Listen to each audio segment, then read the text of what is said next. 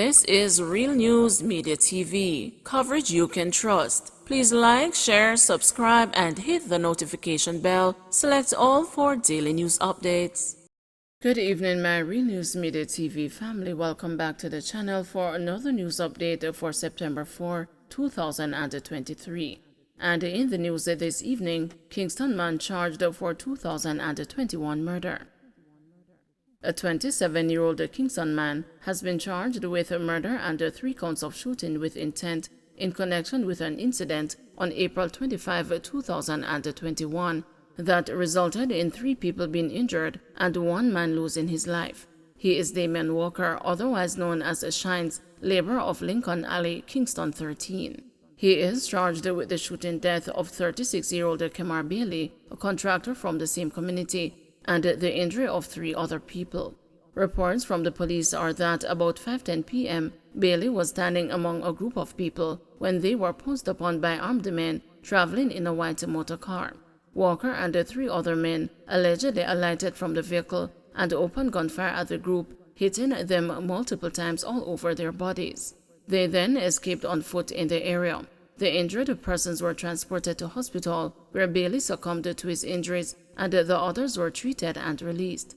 Walker was arrested in St. Thomas after he reported to a station in that parish in relation to a separate matter. He was subsequently charged on Sunday. The police are appealing to anyone with information that can assist in locating Walker's alleged accomplices to contact detectives at 876-948-6443, the police 119 emergency number, Crime Stop at 311, or the nearest police station. 3 men charged after 650 pounds of ganja found in hut.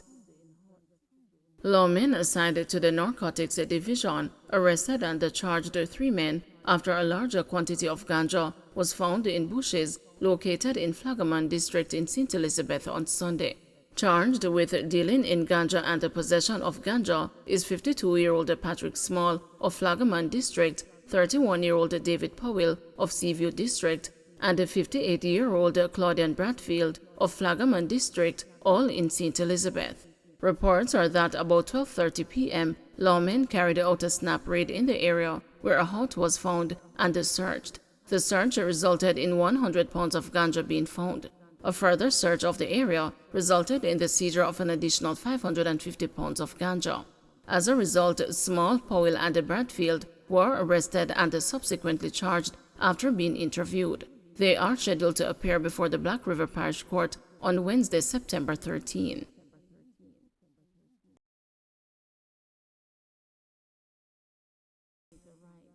As school administrators scramble to fill teacher vacancies, Principal of William Knibb Memorial High School in Trelawney, Linvern Wright, says it appears the pool of available teachers in the education system has dried up.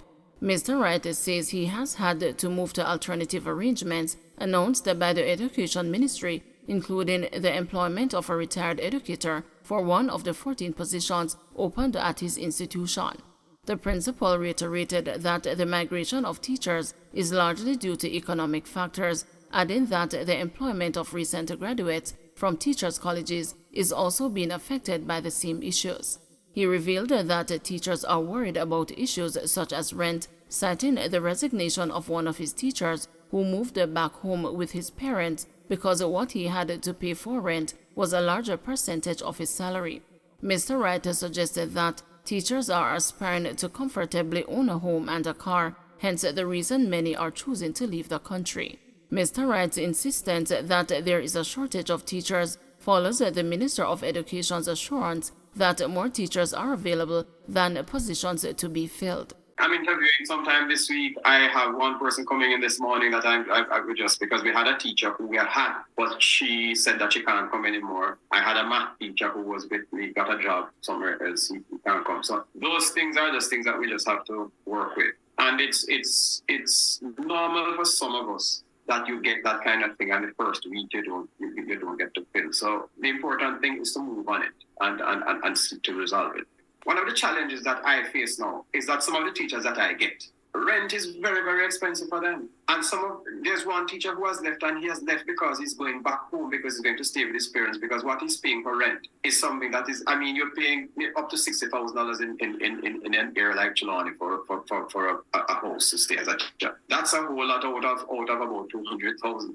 You understand me? Yeah. And so many persons are struggling with those kinds of things. So you're very new teachers. Finding housing for them is one of those things that you have an issue. But economics is a big thing. People paying their mortgages and paying for a car in a time when those things are status symbols and people want to be a part of that. St. Anne, a senior citizen drowned in tank. An elderly woman drowned on Sunday morning in a tank at her family home in Watertown, St. Anne. She is 74-year-old Felicia Comock. Ms. Comock's family said she suffered from a mental illness. She was last seen on Saturday evening by a brother who took food to her.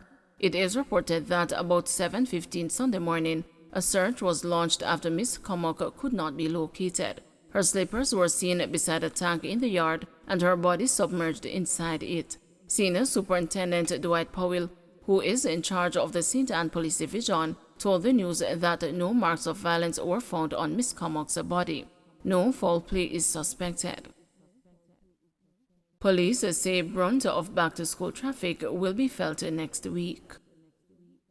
Assistant Commissioner of Police Gary McKenzie, head of the Public Safety Traffic Enforcement Branch, says commuters will experience the full extent of the expected back-to-school traffic next Monday. ACP McKenzie said the first day of schools being reopened across the island has been fairly smooth.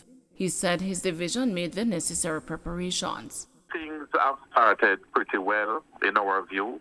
The police have been out on all the various roadways across the country, and certainly as it relates to the corporate area and the KMR, we have been out. We have not noted any obstruction. Granted, the schools are not fully out as yet. We expect more persons out by next Monday. However, we are pretty pleased with what we have seen so far. Give themselves enough time and, cater for a bit of delay. You never can tell. What happens is that when persons come out late and they try to cut against traffic or they try to use alternate routes and bundling on main roads, then that causes a lot of congestion. So we want persons to come out early. Police urge persons transporting large sums of cash to be more alert. The police are urging business operators and the members of the public to be more alert when transporting large sums of cash from financial institutions.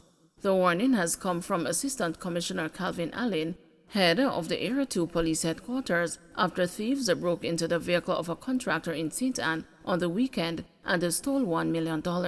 The cash was left unattended on the passenger seat of the vehicle.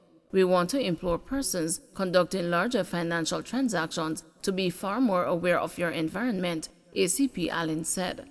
Avoid at all costs to leave your vehicle parked with large sums of money in it unattended. Be careful. Engage with the police where you think you may need assistance. We are able to give you guidance and to provide that critical support as you conduct your businesses. Don't forget to like, share, subscribe, and hit the notification bell. Select all for daily news updates.